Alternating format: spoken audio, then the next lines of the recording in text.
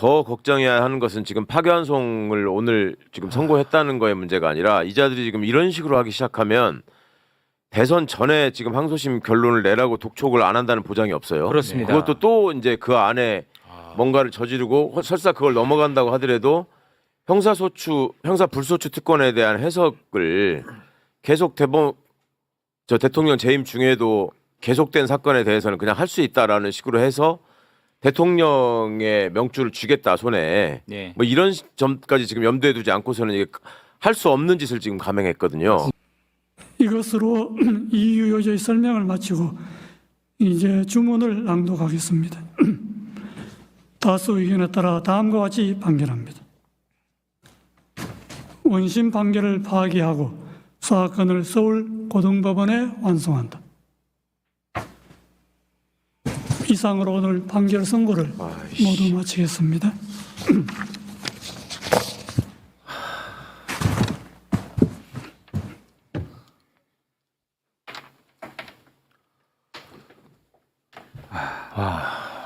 이건 사법 쿠데타 아닙니까? 이거는 진짜 이거 황당한.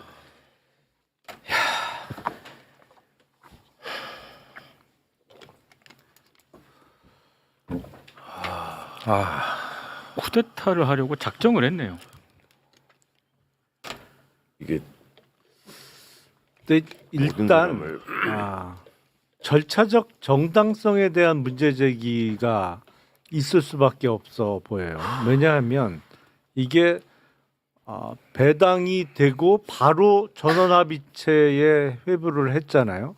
그리고 회부하는 날 한 번 심리를 하고 다음 날 두 번 했단 말이에요. 근데 통상 한 달에 한 번 이루어지는 전원합의체의 심리를 이틀 만에 두 번을 한 거잖아요. 그 일단 그리고 바로 선고 기일이 잡혔는데 원래 제대로 그냥 다른 사건하고 똑같이 절차적으로 진행이 됐다라고 하면 아무리 빨라도 6월 달에 선고가 이루어졌을 사건이란 말이에요. 그리고 더군다나 이게 전원 일치가 아니에요. 반대 의견이 있었단 말이에요. 그러면 반대 의견이 있고 대법관들 사이에 의견이 갈림에도 불구하고 그러면 그냥 두 번째 심리 기일에 끝을 낸다. 의결을 해버리고 끝을 낸 거잖아. 결론을 네. 내버렸잖아요. 네. 그리고 나머지 이제 판결문 작성에 시간이 필요하니까 일주일이 더 걸렸던 건데 네. 이렇게 원심 판결을 파기하고 파기환송을 할 것 같으면 심리를 좀 더 했어야 되는 거 아닌가? 그리고 지금 이 사건 기록이 대략 7만 페이지 정도 된다고 하는데 아무리 대법관들이 기록 보는데 숙달된 그 프로페셔널이라고는 합니다만 7만 페이지 사건을 그 회부된 날부터 보기 시작했다고 하더라도 그러면 마지막 심리가 회부되고 하루 건너뛰어서 3일째 되는 날인데 7만 페이지를 3일 동안 어떻게 다 봐? 이거는 대법원이 이건 절차적 정당성에 대해서 계속 문제 제기가 될 수밖에 없는 사건인데요. 이거는 그 명백한 정치 판결이고요. 지금 말씀 주신 것처럼 사실은 저는 대법원의 상고가 올라오기 전 또는 올라온 직후부터 기록을 열람했다고 봅니다. 물리적으로 불가능하거든요. 그렇죠. 소부에 배당되기 전에 자기가 이 담당 대법관이 될지도 모르는 상황에서 미리 기록을 열람하고 의견들을 형성해 나갔다. 저는 이건 중대한 이 사법권의 침해라고 보거든요. 아예. 그래서 조희대 대법원장이 사전에 의견 수렴을 해나간 거 아니냐. 그래서 어느 정도 확인이 되니 이렇게 빛의 속도로 드라이브 건 거 아니냐. 이렇게 충분히 볼만한 어떤 강한 의혹을 제기할 만한 충분한 합리적인 근거가 있지 않습니까? 그렇습니다. 물리적으로 어떻게 그렇게 이렇게 판결을 해요. 4월 22일 날 비로소 소부에 배당했거든요. 그러면 원칙대로 하면 배당된 소부만이 이 기록에 대한 검토와 연구와 심리와 이런 것들을 형성해 나갈 수 있는 권한이 있는 거거든요. 그렇겠죠. 그런데 그날 바로 전압에 회부했어요. 그렇습니다. 그리고 그날 바로 심리했어요. 네. 그리고 하루 건너서 그 다음날 심리하고 더 이상 심리는 없었습니다. 과연 이 짧은 시간 내에 기록을 다 검토해서 의견을 형성해서 결론에 도출한다? 누가 봐도 불가능하지 않습니까? 불가능하죠. 그러니까 저는 이전부터 이미 자기 사건도 아닌 기록과 사건을 검토하고 연구하고 의견을 형성해 들어간 거 아니냐라는 의혹을 제기할 수밖에 없는 거고요. 그러면 그건 무슨 문제냐? 권한이 없는 대법관들이 사건에 개입한 거예요. 네. 이걸 어떻게 이해합니까? 그리고 두 번째는 왜 제가 정치 판결이라고 규정하냐면 조희대 대법원장이 그렇게 얘기했던 633 원칙에 따르더라도 6월 26일입니다.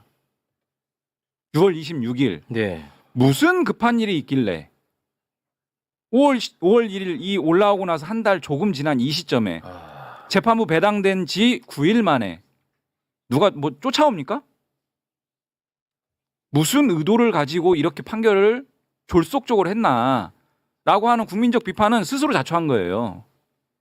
왜 이렇게 했을까요? 뻔하죠. 대선 개입이죠. 본격적인 대선 본선에 이제 돌입하는 이 시점에 우리가 개입하겠다, 관여하겠다. 네. 국민의 주권 행사를 우리가 주도하겠다. 이거 말고는 설명이 안 됩니다. 아니 그러니까 예를 들어서 상고 기각이 났더라도 이것은 매우 부자연스러운 것이었고 네네. 대선에 개입을 했다라는 비판은 피할 길이 없다라는 얘기를 계속 해왔습니다. 상고 예. 기각일지라도. 그렇죠. 그러나 이번에는 파기환송이란 말이죠. 말씀하신 것처럼 이미 답을 정해놓고 정해진 대로 움직였다라는 정황이 너무 많은 거죠. 이거는 그러면 대선 개입이에요. 사법 쿠데타입니다. 예. 강한 의혹 제기가 그냥 뭐 음모 정도 수준이 아니고 이거 누가 설명해요? 대법관 저는 조희대 대법원장한테 직접 묻고 싶어요. 과연 정말 4월 22일 날부터 전원합의체 회부한 날부터 기록 보고 검토하고 심리에 들어갔냐? 묻고 싶습니다. 저는 진짜. 이게 본인들이 기록을 다 보기에도 불가능한 시간이지만 연구관들이 기록을 검토해서 보고서를 작성하고 그걸 돌려보기에도 부족한 시간이에요.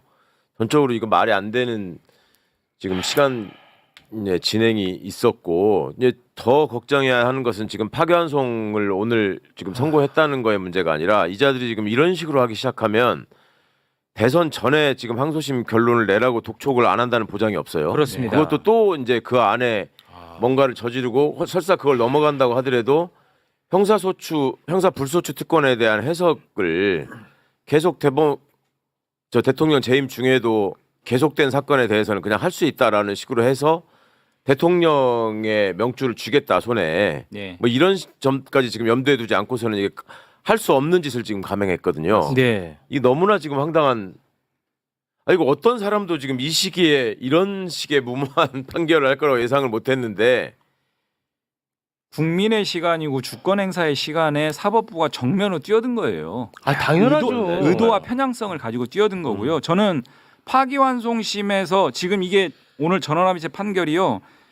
지난번 2020년 이재명 당시 대표 이재명 도지사의 전원합의체 선고가 또 하나 있었지 않습니까? 네. 그 판결 법리도 뒤집은 겁니다. 네. 뒤집은 거예요. 그 20년 대법원 전원합의체 판결 법리도 뒤집어 가면서 이렇게 졸속적으로 설명할 수 있는 이유는 딱 하나예요.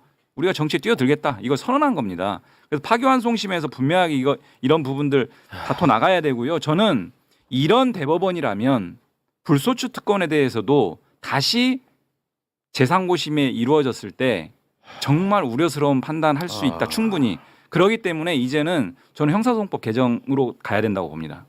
형사소송법 조항에 보면 그 공판 절차를 정지하는 조항이 있습니다. 그 공판 절차 정지 사유들이 있는데요.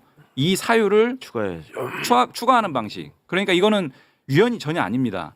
헌법에 규정된 불소추 특권의 내용을 좀 더 명확하게 하자라는 측면에서의 법 개정이기 때문에 위헌이 전혀 아니고 대법원에 맡겨둘 일이 아니다. 이런 생각까지 들고요. 판결의 내용에서는 정면으로 우리 이 지금까지 절차 진행 내용적 부분 강하게 비판해야 된다고 봅니다. 저는. 지금 뭐 구체적인 내용을 따질 상황은 아닌데 너무 자의적으로 해석한 부분들이 많더라고요. 그렇죠. 네, 아까 이제 내용을 보면은 너무 자의적인 해석이 너무 많아.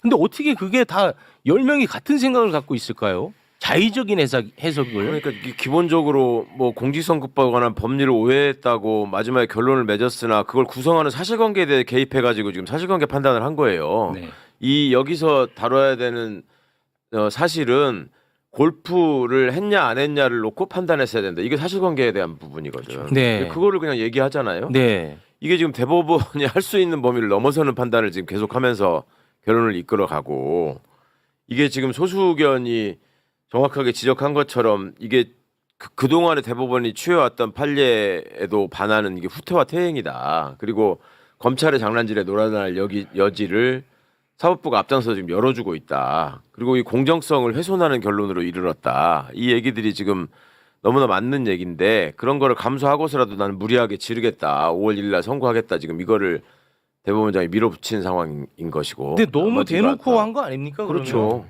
완전히 이게 대법관들을 이끌고 부안해동한 거고.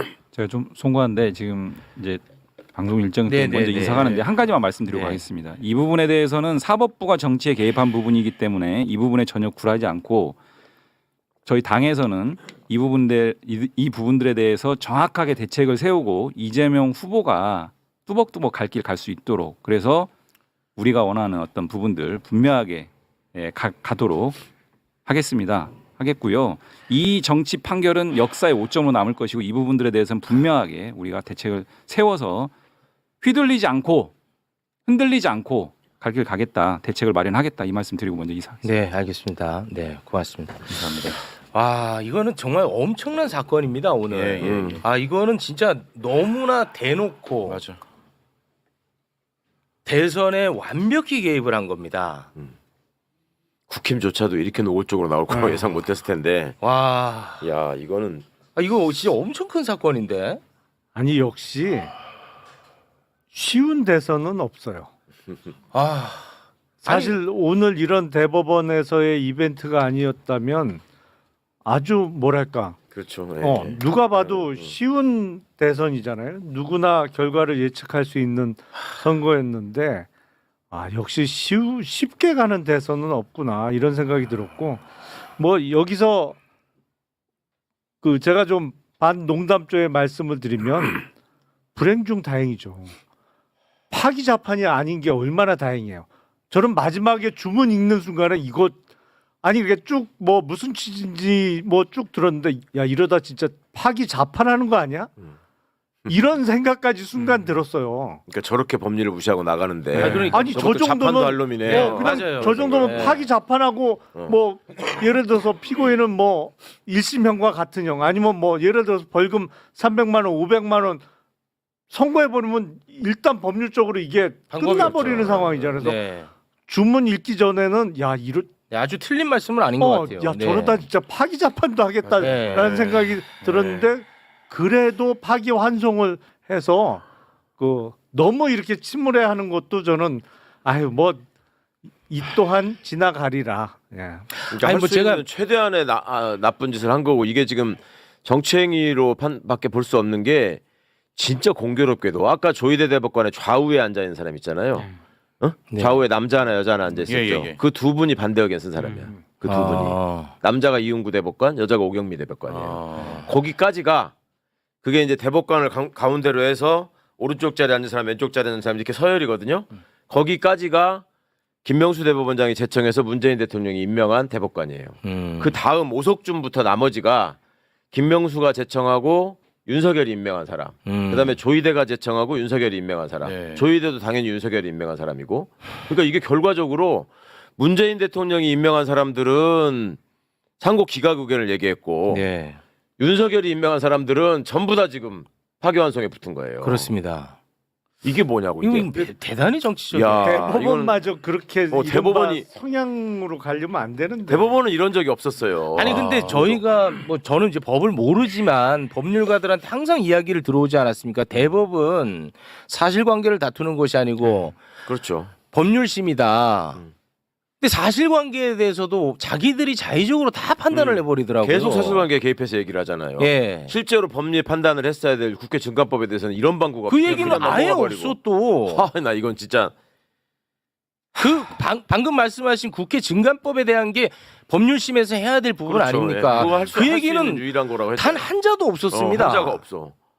와 진짜 기가 막히네 이거.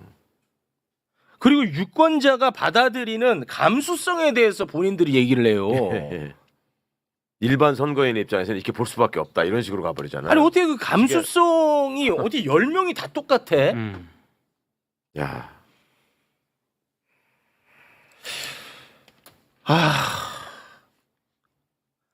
아니 뭐 예상하지 못한 판결이 나왔다고 해서 문제 삼는 것이 아니라 너무 내용이 어이가 없어. 아니 이거를 받아들일 수 있는 내용이 없어요. 실제적으로 네. 구체적으로 들어가 보면 납득이 가야 될 거 아니야. 그렇잖아요. 대부분 전원합의체. 예를 들어서 우리가 놓친 부분이 있다든가 그렇지. 그런 게 아니라니까 이게. 그리고 너무 노골적이에요.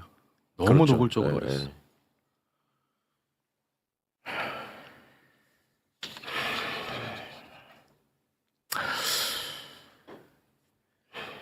야, 이거 아니 이게 저 국민의 한 사람으로서 막 손잡고 높은 계단 올라가서 이제 좋은 세상 오나 하고 기분 조금 열리면 또 위에 또 벽이 있고 또 벽이 있는 느낌이어서 아 너무 괴롭네요 진짜. 이자들을 믿고 법적 절차를 통해서 내란을 진압하고 처벌한다라고 하는 것이 얼마나 또 이제 험난한 길이 될지 너무너무 답답하네요.